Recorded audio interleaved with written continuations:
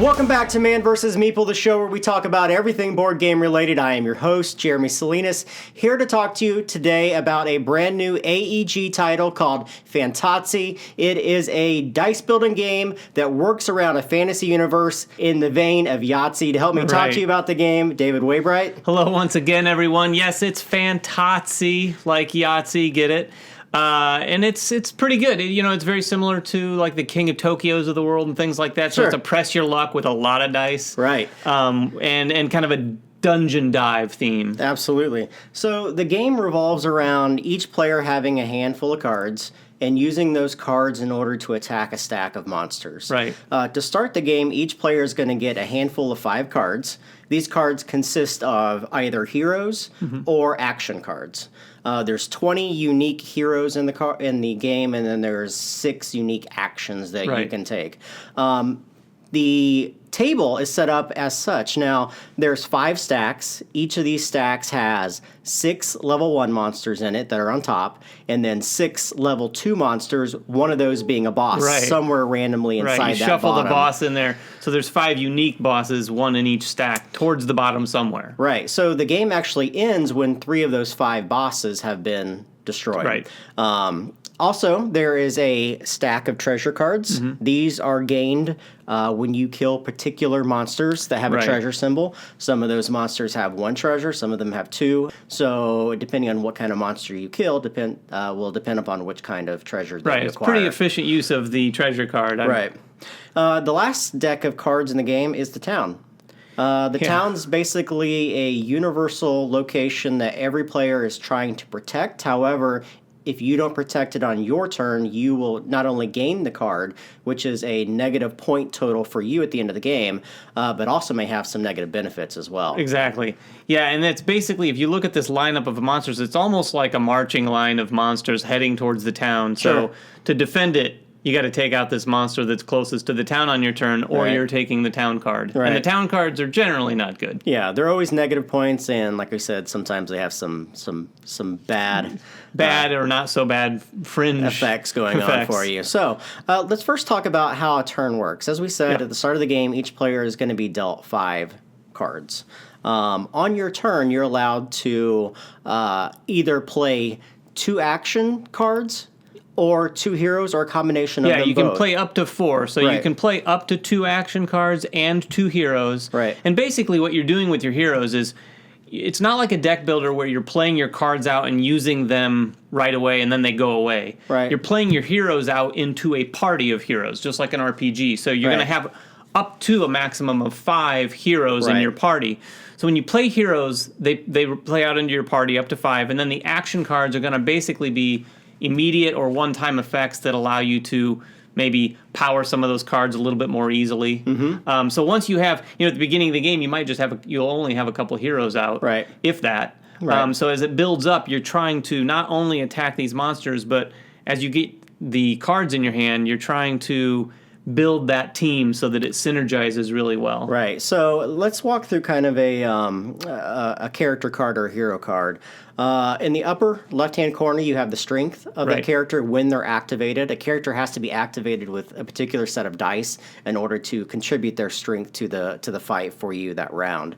On the upper right-hand corner is a symbol of what kind of it's kind of like hero. Character type, hero type. There's warriors, there's mages, and there's artificers who use a steam ability in the game to power their... Right, and that doesn't come too much into play aside from the fact that there are some cards that say you'll get this extra benefit if you have another card of this type in your party. Right. The biggest portion of the card is the bottom. There's 2 things you need to know on here. One is the activation. When you activate this card, typically they allow you to have a special ability, and then a number of dice that you need to activate them. Now, anytime you see the X, that means it can be any number that's the same number with those dice. So if I roll 2 2s, it will activate these. If I roll 2 6s, it will still activate this. There are other cards in the game that require specific dice rolls. Could just be a 2 or a 3, or like this one. A 1 through a 4. Yeah, and you have to get it straight, which is can be those are the trickier ones, but Right. they're all obviously they're the more powerful cards. So as we said, on your turn, you're playing 2 heroes and 2 actions, or up to 2 heroes and 2 actions in front of you. And then you're going to take 5 dice, no matter what. Right. And you're going to roll those dice, Yahtzee style, up to 3 times. Sometimes you can lock those into position. When you lock it, you simply place them on the character that you want to activate. Once they're activated, those dice cannot be re-rolled. Right. You can still set aside dice and not lock them in, and hope that you get better dice in order to activate stuff. It's just like Yahtzee, where Right. on the re-rolls and choosing which ones you want to re-roll, and sometimes you'll set some aside, and then on your third roll, you're like, oh, no, forget those, and you'll bring them back into the mix. Right, and there's ways to get more dice. Some of the heroes will, yes, there are. When you activate specific heroes, they allow you to draw 2 or 3 or 4 more dice, depending on what you have in your team. There's ways to do more than 2 extra rerolls, Right. or to do 2 rerolls by getting certain heroes that allow you to reroll extra dice. And there's also abilities called Steam and Shields, right, on Right. your heroes.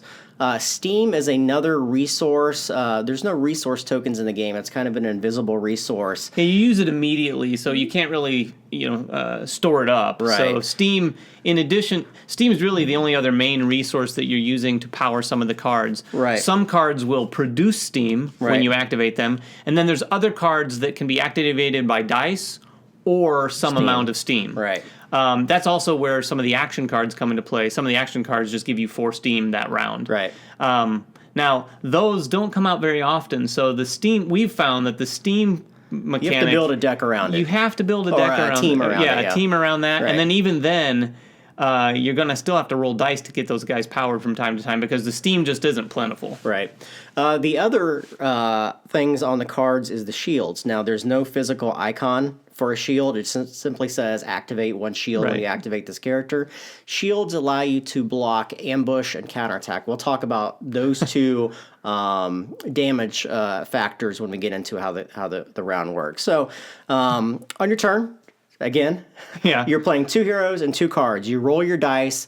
All 5 of your dice, adding dice where you need to from activating heroes. Once you've re-rolled 3 times, you have to lock those in, and then you can choose to activate those heroes or not. If you don't activate, the round simply ends and nothing happens, Right. except maybe the town. When we'll get into the town, if you don't protect Well, that the would town. definitely happen for sure. But you don't suffer any of the counterattacks or ambush values of anything if you choose not to attack anything. Now, if you choose to attack, all the heroes that you activated, you add up the entire strength of your team of those heroes that you activated. And you get to choose any of these stacks out here that you wish to attack. And Yeah, for example, I mean, right now we have a 5, 3, 3, 4, and a 4 out here. Mm-hmm. So let's say a little ways into the game, you had an attack power of 9. Sure. You could go, okay, I'm going to attack this 3, and then you have 6 left. Right. So you're basically going from monster to monster to take them out. Now, here's the interesting part. If you take out this 3, you can choose to just keep going and digging deep on this stack. Right. But once you do that, you have to stay on that stack. You can't then go to some of these other monsters. So you just flip over the next card, and hopefully you've still got enough points to take it out. But you're effectively spending all your points against the points, the values, the attack values of the monsters out there. Right. And then collecting those monsters because those are victory points at the end. Right, and some of them have treasures on them. When you kill a monster, Right. Such as this archer here, you gain a treasure which will be attached to one of your active heroes at the end of your turn. A treasure simply slots underneath that hero, and as long as that hero doesn't die, when you activate that hero on a future turn, you get to use the Right. ability of that treasure. And there's a whole slew of abilities, from adding shields to adding new dice to re-rolling dice and so forth. Yeah, they let you tweak out your team a little bit for sure. 2 things you need to know about monsters. One is monsters that have a counterattack you will lay in front of you until the end of your attack phase when you're done attacking everything. And then those monsters will attack you back up to whatever total value of those counterattacks. You add up all the counterattacks, you compare them against the invisible shields that you've created Right. for that turn, and then you have to start killing your heroes if you don't have enough shields to protect Yeah, it. basically, if their total counterattack exceeds the amount of shields you have, which Right. it will often do, Yeah. you have to take whatever those points are and distribute them across heroes. You'll have to take at least 1 hero out. Yeah. So if you only have 1 attack that's coming through from a counterattack, and you have 3 guys that are all 6s, one of them is going to be gone. Sure. The other thing is ambush. At the end of the round, two things are checked. The first thing that's checked is if there is a face-up monster here. Right next to the town. Right next to the town, you have to take that top town card. And then there are ambush. You're going to count up all the ambush, even the locations that you flip. So say, for instance, I've killed these 3 creatures on my turn. You're still going to flip these up, and if they have an ambush value on them, you're going to add up all of them. So there's now 3 ambush for you to, again, have to use your shields in order to block. If you don't, again, you're going to have to kill off heroes that were active during that battle. Remember, the only heroes that you ever have to kill are the people that participated in the combat round. The ones that are active. If you just had 2 guys active and 3 of you guys were sitting on the sidelines, they're safe. They're cowards, but they're safe. But they're safe, right. And that's the Horde phase. And then the end phase is at the end of your turn. You're going to draw 4 more cards and discard down to 5, and then it's the next player's turn. You're going to keep doing this around and around until 3 of the bosses are discovered in these stacks and killed. Right. And that's the end of the game. And they get, as you could imagine, the monsters get progressively stronger, especially when you get down into that second stack. You see some that range from 2 up to 7 here in the top, but there are a lot of 10s. Some of the bosses are like in the teens. Sure. So, and some of them, there's more interesting, like, unique effects on some of the monsters too. Yeah. When you defeat some monsters, it says when defeated, you can immediately take another monster of a lesser value from the lineup. And that's, like we said, that's what the game's all about, is defeating these monsters, and they're all victory points. That's really where you're scoring your points in the game. So, some comparisons. We made the comparison to King of Tokyo. I definitely feel, it's different, but because it's a push your luck dice game, if you're looking to scratch that King of Tokyo itch, but with a new game because you maybe want to try something different, I'd say this is a really good candidate for that. Especially the whole concept of building your team is quite a bit different feeling. I also like the way the theme of pushing your luck kind of psychologically fits with diving down into these stacks of cards. Sure. But yeah, it's definitely like King of Tokyo. It's obviously like Yahtzee. Yeah. I love the tableau building of your team. My biggest concern with the game is variability and variety in the game.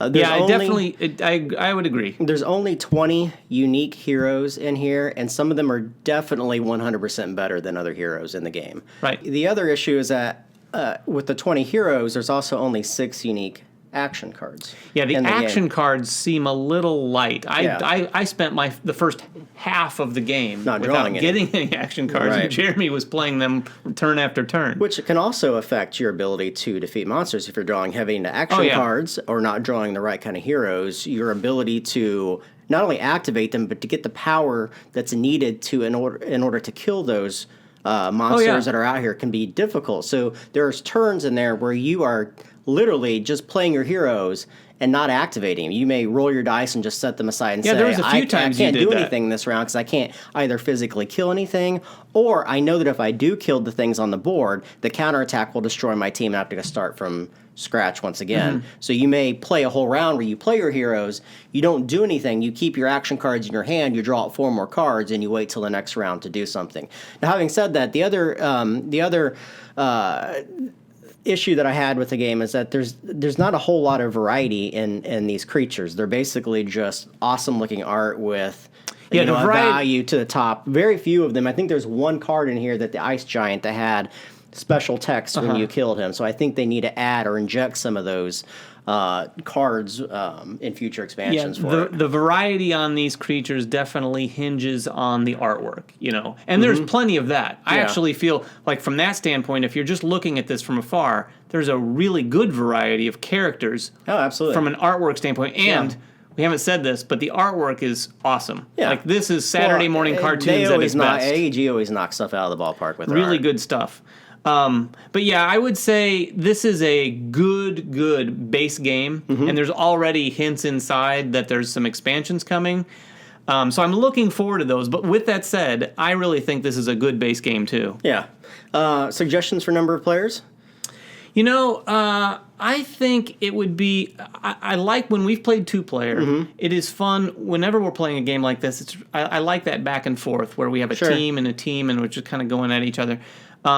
But I would say, like most games, I think I'd prefer to play this with 3 to 4. Yeah, for sure. Just because There's a little bit more to go around. I think it forces you also to play the heroes that you typically wouldn't gravitate towards. I said that some of these heroes are naturally better than others. When we finished one of our games, our teams looked primarily the same. Yeah. Because the abilities to rapidly get more dice and to reroll those dice and to get the shields is appealing. If you have more players, those characters aren't going to be as available, so you're going to have to make do with the teams that you have and find ways to synergize them together. Yeah, I think there are some other strategies that'll come out with more plays. Sure. But those cards, at least for me and Jeremy, those cards that allow you to activate them and then you get 2 more dice and then activate this one and get 3 more dice, and then you're re-rolling with just this massive handful of dice, which, like, who doesn't like doing that? Yeah, exactly. But, with that said, there's plenty of other strategies I think there are. The whole Steam strategy is very different. That's one I'm a little leery of because it felt like a lot of risk when you had a big... Those creatures are usually very, very strong. Sure. But difficult or challenging, at least, to activate. Sure. So this is, as you mentioned, this is Rogue's Gallery, which says is the next thing coming out. I imagine this is next year sometime. There's a whole bunch of storage in this box for future expansions. This is probably a game that we'll keep and wait to see what comes out for it around the bin. So that is Fantahzee after Yahtzee by AEG. Go check it out, guys. We are Man vs. Meeple. Make sure you guys subscribe to us. Make comments on the YouTube channel, as always. Yeah, make comments everywhere. Twitter, Facebook. We really appreciate it. We try to get out there and talk to you guys as much as possible. So please get out there and chat back. And we'll see you guys next time. Thanks. Season 1 of Man vs. Meeple is sponsored by TMG Games, publisher of great games like Yokohama, Guilds of London, and the soon-to-be-released Colosseum.